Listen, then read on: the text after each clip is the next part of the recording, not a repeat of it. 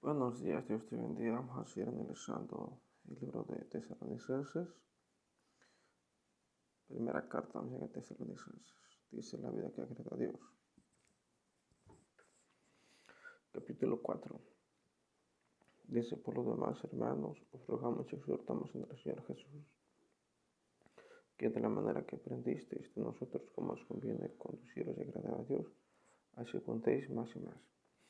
Entonces hay una manera de comportarse, hay una manera de ser, hay una manera de vivir en el mundo. En la vida, no quiero ser en el mundo porque eso significa, dentro del cristianismo el mundo significa pecado, ¿verdad? Hay una manera de vivir muy específica para un cristiano.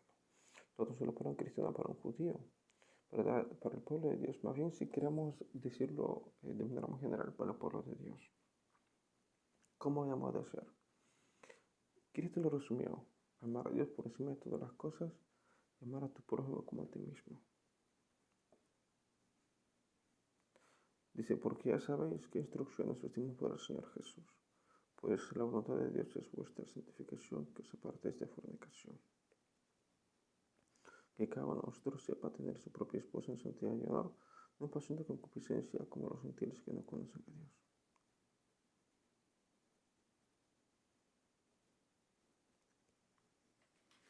Entonces aquí, de hecho, en una ocasión se reunieron los cristianos, los judíos convertidos, los discípulos de Jesús, como Pablo y Pedro, y entre muchos otros se fueron a Jerusalén y discutieron, porque recordamos que antes de Cristo tenían muchas tradiciones, muchos, ¿cómo se llama? Muchas tradiciones, muchas costumbres, eran tantas que Pablo decía: es que es imposible, y nosotros mismos cumplimos con todo. No se reúnen en Jerusalén y dicen: no, pues absténganse de agado, de sangre, de fornicación.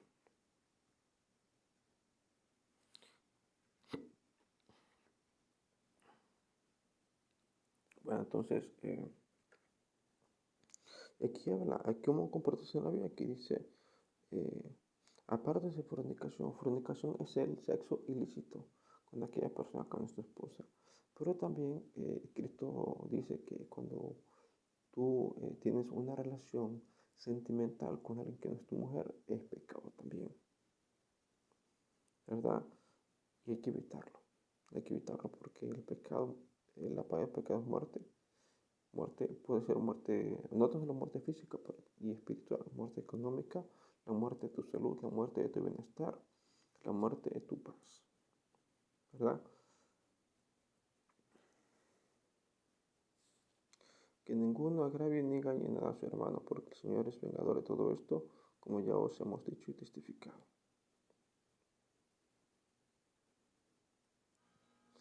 Pues entonces aquí vemos, de hecho, se supone que nosotros como cristianos no debemos de vengarnos, ni levantar un solo dedo.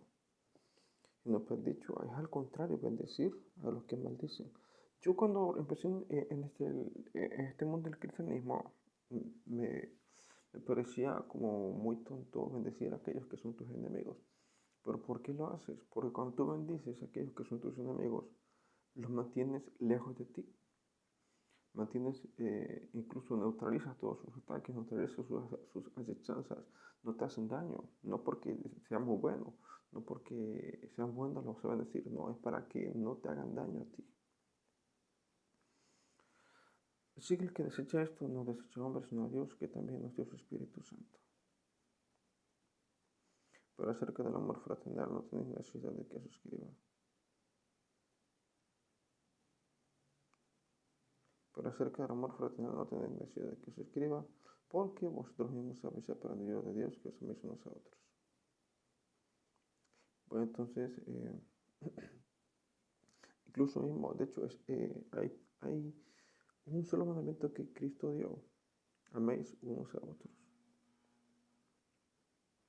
¿Por qué? Porque se mantiene la paz y el orden, ¿verdad? Entonces,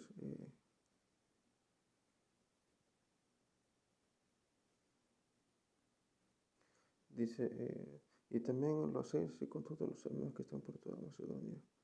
Pero rogamos, hermanos, que abundéis en ello más y más.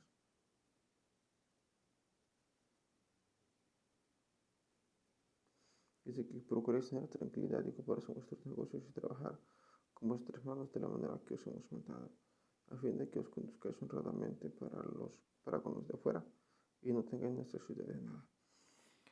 Entonces aquí Pablo dice que uno debe de ser eh, provechoso, uno debe de trabajar, uno debe de ser útil, ¿verdad? Entonces, eh, incluso Pablo se negaba muchas veces a recibir ¿cómo se llama? La ofrenda o el diezmo en la iglesia. Hasta que ya fue viejo, entonces ya dijo, ya no puedo más, mi fuerza. De hecho, cuando Pablo llega viejo, eh, empieza a recibir donaciones de parte de la iglesia porque ya no puede trabajar. Y también empieza a mandar cartas porque ya no puede viajar como cuando era joven. Recordemos que Pablo tan pronto se convierte, lo primero que hace es viajar a predicar.